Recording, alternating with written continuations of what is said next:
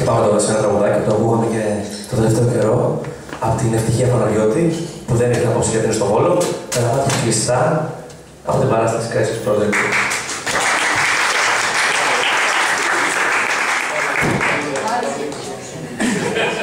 Αργήσατε.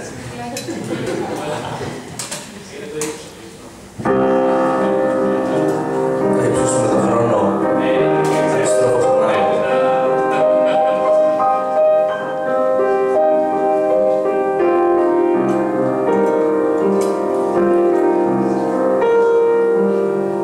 Κανείς δεν θα μπορέσει, μου έχεις πει,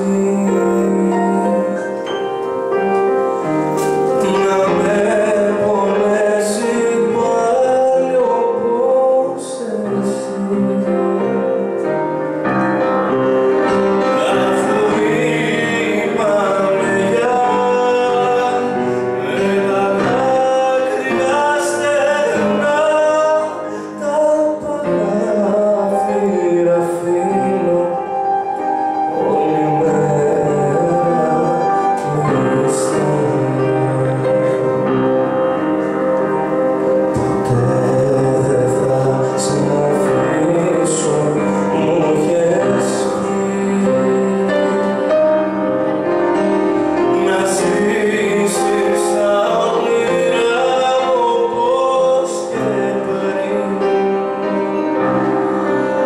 Κι όμως να περπατώ μες στον ύπνο σου εγώ και μου δίνεις φιλιά στα όνειρά σου